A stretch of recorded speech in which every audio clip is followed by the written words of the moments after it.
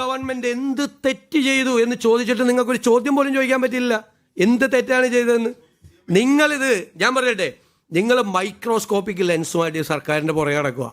ഇല്ലാത്ത കാര്യങ്ങൾ നിങ്ങൾ ഊതി വീർപ്പിക്കുകയാണ്. നിങ്ങൾ ഇല്ലാത്ത അദ്ദേഹം ഒന്നും പറഞ്ഞിട്ടൊന്നുമില്ല. അതെന്താ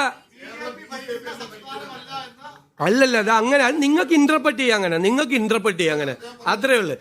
ചേട്ടൻ എന്നെ ഇനി ദേശാഭിമാനി വീണ്ടും വായിപ്പിക്കല്ലേ.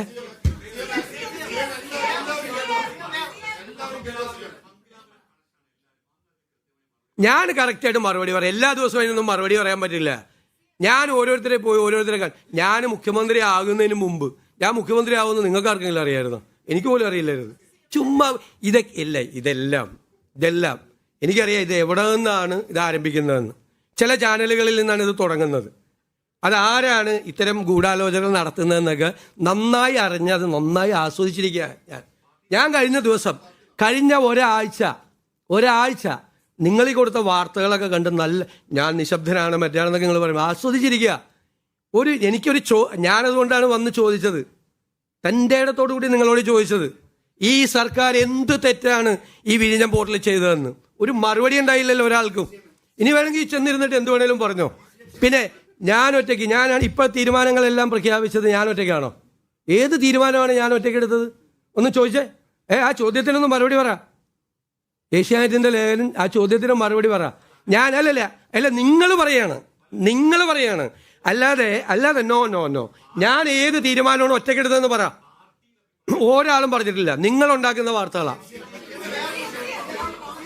അല്ലല്ല, ചോദിക്ക്. അരെ ഒരു തീരുമാനം അല്ലല്ല.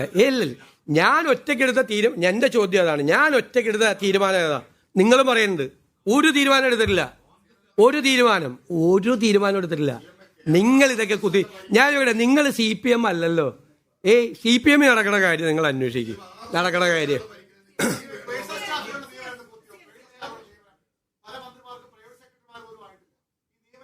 അതൊക്കെ ഇതിനൊക്കെ പ്രോസസ് ഉണ്ടെന്ന് അതൊക്കെ നടത്തിക്കൊണ്ടിരിക്കുക. അവർക്ക്